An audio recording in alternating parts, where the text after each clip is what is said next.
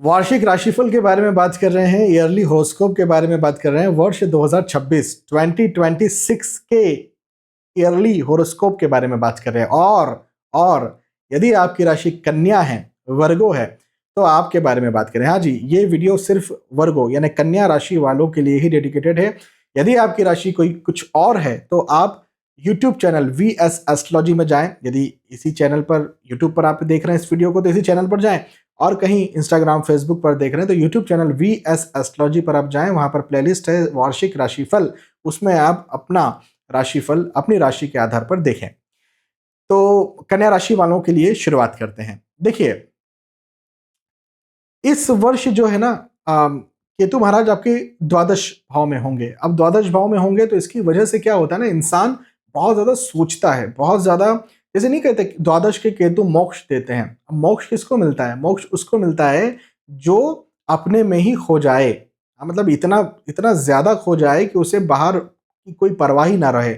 और अपने में कौन खोता है? तो अपने में वो खोता है जो या तो फिलोसोफर होता है, या फिर वो जो बहुत ज्यादा फोकस्ड होता है चीज में, या तो वो जो बहुत ज़्यादा चीज़ों को सोचता है या पढ़ता है और फिर समझता है और उसके बाद फिर अपने में खोता है, जो अपने को पढ़ लेता है।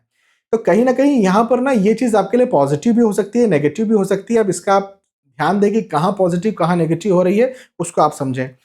तो यहाँ पर क्या होगा आपके साथ में कि आप बहुत ज़्यादा चीज़ों को सोचेंगे। मतलब जिसको बोलते हैं ना पैरालिसिस एनालिसिस, या फिर जिसको बोलते हैं बाल की खाल निकालना। तो ये वर्ष ऐसा कुछ आपके लिए रहेगा। आपको लगेगा यार, पहले वाले समय में मैं इतना ज्यादा नहीं सोचता था, लेकिन इस वाले समय में, इस वाले वर्ष में मैं चीजों को कुछ ज्यादा सोचने लगा हूं। हो सकता है कोई आपको टोक भी दे, तो ये एक चीज आपके साथ पैदा होगी। चाहे आप कुछ भी करते हो, चाहे आपका कुछ भी काम हो, आपकी कुछ भी, कोई भी उम्र हो, कोई भी जेंडर हो, है ना। अब अपन आगे बढ़ते हैं और अलग अलग परिस्थितियों में, जैसे आपकी आर्थिक स्थिति, आपके नौकरी व्यवसाय प्रोफेशन, आपकी पारिवारिक स्थिति, आपके स्वास्थ्य, आपकी पढ़ाई लिखाई, और फिर लास्ट में क्या रेमेडी आपको करना चाहिए आध्यात्मिक दृष्टिकोण से, ये सब मैं आपको एक एक करके बताता हूं। तो सबसे पहले शुरुआत करते हैं आपके नौकरी व्यवसाय प्रोफेशन कैरियर और आर्थिक स्थिति की। देखिए, ये वर्ष ना आपको नए अवसर दिलवाएगा। मतलब ये वर्ष आपके लिए प्रैक्टिकली तो बहुत अच्छा है।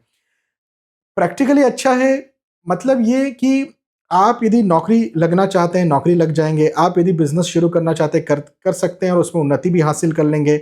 आप यदि प्रोफेशन में कुछ करना चाह रहे हैं, क्लाइंट्स कस्टमर्स को अट्रैक्ट, तो वो आप कर लेंगे। विशेष तौर पर फरवरी, मार्च, अप्रैल, ये जो समय है इसमें आपकी नौकरी लगने के योग हैं। आपके प्रोफेशन, आपके बिजनेस के और ज़्यादा आगे बढ़ने के योग हैं। मतलब आप और ज़्यादा अर्निंग अपनी बढ़ा लेंगे। और फरवरी, मार्च, अप्रैल, इवन मई तक भी हम जा सकते हैं कि ये पीरियड में आप जितनी मेहनत करते हैं, उतनी मेहनत का फल आपको पूरे वर्ष भर फिर मिलता रहेगा।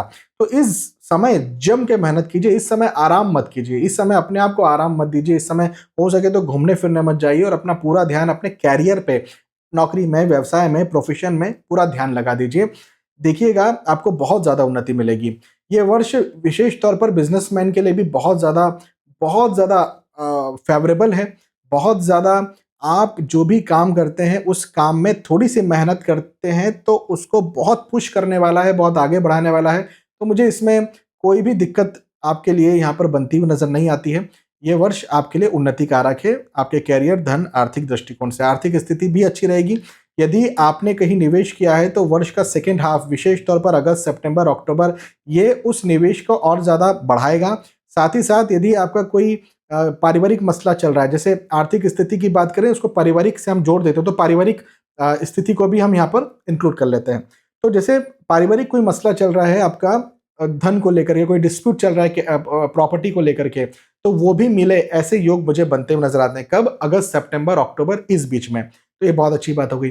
अब परिवार पे आए हैं तो परिवार के बारे में बात कर लेते हैं कि पारिवारिक स्थिति आपकी इस समय वैसे तो बहुत अच्छी रहेगी, लेकिन आपका ज्यादा सोचना या ज्यादा बाल की खाल निकालना कई बार परिवार वालों को इरिटेट कर सकता है। जैसे कहीं आप जा रहे हैं, कोई डिसीजन आपको लेना है, अब वो डिसीजन आप नहीं ले पा रहे हैं और 2 बार, 3 बार, 4 बार, 5 बार सोचे ही जा रहे हैं, 2 दिन तक, 4 दिन तक एक ही चीज को सोचे जा रहे हैं, तो कहीं ना कहीं वो इरिटेट हो सकते हैं, जिसकी वजह से मतभेद हो सकता है। अब ये जो मतभेद है, ये प्रेम की कमी नहीं है। तो पारिवारिक प्रेम तो आपका बना हुआ रहेगा, उसका दिक्कत नहीं है। ये जो मतभेद है, कई बार ना इरिटेशन हो जाता है ना भाई, एक बच्चा जो है वो कुछ ऐसी हरकतें कर देता है जिससे माँ भी कई बार इरिटेट हो जाती है ना?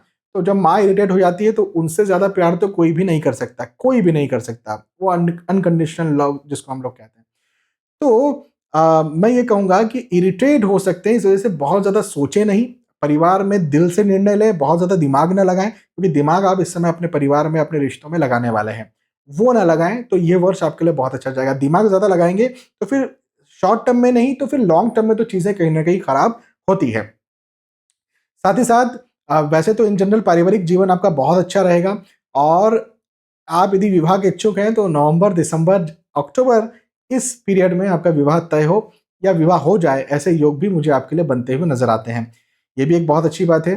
पारिवारिक गेट टुगेदर, पारिवारिक लोगों का मिलना-जुलना, मांगलिक कार्य, मांगलिक प्रसंग में आपका शामिल होना, ऐसे योग मुझे वर्ष के आखिरी समय में बनते हुए नज़र आते हैं। तो ओवरऑल ये वक़्त बहुत अच्छा हो सकता है, बस बहुत ज़्यादा दिमाग से रिश्तों में बहुत ज़्यादा दिमाग ना चलाएँ। बहुत ज़्यादा जिसको बोलते हैं ना, रिश्तों के लिए, लव के लिए, अंडरस्टैंडिंग के लिए पैरालिसिस एनालिसिस ना करें, और जैसा चल रहा है वैसे चलने दें।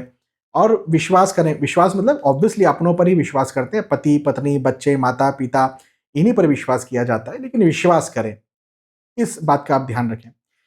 अगली बात ये कि यदि हम पढ़ाई-लिखाई के दृष्टिकोण से बात करें, तो पढ़ाई-लिखाई के दृष्टिकोण से वैसे तो ये वर्ष आपके लिए उपलब्धि कारक है, लेकिन फिर वही बात हो गई कि पैरालिसिस एनालिसिस या बहुत ज़्यादा सोचना, तो सलाह ज़रूर लेना। आप यदि स्टूडेंट हैं, तो सलाह लेने की सलाह मैं आपको दे रहा हूँ इस वर्ष।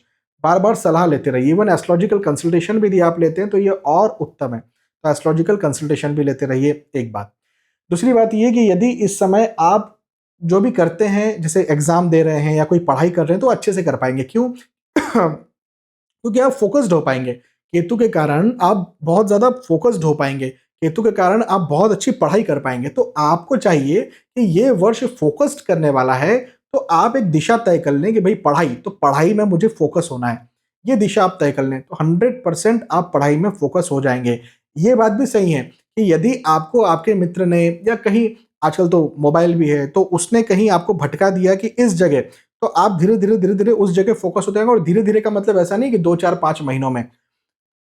2-4 सप्ताह में आप जो है कहीं और फ़ोकस्ड हो जाएँगे, और फिर आपका सही दिशा से फ़ोकस हट जाएगा। तो अपने आप को 2-4 सप्ताह तक जो है वो पढ़ाई में, वो अपनी एग्ज़ाम में, या जो भी आपका लक्ष्य है उसकी तरफ फ़ोकस्ड रखें। तो यदि आपने 2-4 सप्ताह तक खुद को फ़ोकस रख दिया, तो वर्ष का पूरा जो पीरियड है वो आपके एक जगह फ़ोकस होते हुए आपको सफलता दिलवा देगा।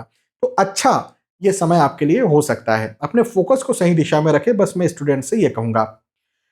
अब स्वास्थ्य के बारे में बात करें, देखो स्वास्थ्य के बारे में ऐसा है कि मानसिक तौर पर कहीं न कहीं चिंता, तनाव या प्रेशर आपको आ सकता है। मैंने कहा था कि भई केतु महाराज के कारण आप ज़्यादा सोचेंगे, ज़्यादा जो सोचता है उसको प्रेशर ज़्यादा आता है, तनाव ज़्यादा आता है, दबाव ज़्यादा आता है। तो बस इस बात से आपको यहाँ पर बच कर के रहना है। अगली बात ये कि आप अगस्त, सितंबर, अक्टूबर इस बीच में कहीं न कहीं हेल्थ इश्यूज़ भी आपको हो सकते हैं। तो इसका ध्यान रखें, छोटे-मोटे हेल्थ इश्यूज़ हो सकते हैं, लेकिन फिर भी ध्यान रखें। वहीं पर वहीं पर एक और बात कि आप यदि अ, बड़ी बीमारी से ग्रसित हैं, जैसे डायबिटीज़, थायरॉइड, हाइपरटेंशन, इस प्रकार की बीमारी से ग्रसित हैं, तब तो आपको विशेष तौर पर अप्रैल, मई, जून इस पीरियड में ध्यान रखना चाहिए। अन्यथा यदि आपको लंबी बीमारी नहीं है, तो वर्ष के आखिरी समय या अगस्त, सितंबर में अपना ध्यान थोड़ा बहुत आपको रखना चाहिए। इससे कोई बहुत बड़ी प्रॉब्लम तो नहीं है, लेकिन फिर भी अपना ध्यान रखें। अब आपको क्या करना चाहिए, यदि मैंने आपको कुछ नेगेटिव बताया है, तो उससे ठीक करने के लिए तो देखो, कन्या राशि है आपकी, और कन्या राशि के जो स्वामी हैं वो बुध हैं, और बुध के अधिष्ठित देवता हैं श्री गणेश जी। तो हर बुधवार को गणेश जी के मंदिर तो कंपल्सरी जाना ही जाना है। ये तो कर ही लीजिए आप। ये तो करना ही करना है। मस्ट जिसको कहते हैं ना, वो है। लेकिन अब वहाँ पर आप और चीज़ें जो मैं बता रहा हूँ कर लें। जैसे श्री गणेश जी को नारियल भेंट करना, श्री गणेश जी को मोदक, लड्डू का भोग लगाना, श्री गणेश जी पर दुर्वा, एक प्रकार की घास होती है जो श्री गणेश जी पर चढ़ती है, दुर्वा कहा जाता है। दुर्वा जो है श्री गणेश जी पर चढ़ाना। एक अथर्वशीर्ष, गणपति अथर्वशीर्ष इस नाम की किताब होती है श्री गणेश जी के लिए, उसका पाठ रोज़ाना सुबह के समय करना। ये भी यदि आप इसमें ऐड करते हैं, तो आपके लिए ये वर्ष बहुत ज़्यादा उन्नतिकारक, बहुत ज़्यादा सफलता और बहुत ज़्यादा खुशी देने वाला बन जाएगा। तो ये कन्या राशि के लिए वार्षिक राशिफल था, ईयरली हॉरोस्कोप था, 2026 वर्ष 2026 का राशिफल था। मुझे विश्वास है कि आपको बात समझ में आई, वीडियो पसंद आई। यदि वीडियो पसंद आया तो जरूर मुझे बताइए कि पसंद आया। फिर मिलेंगे आने वाले वीडियोस में, तब तक के लिए आज के इस वीडियो में आपसे विदा चाहता हूँ। जय श्री सीताराम।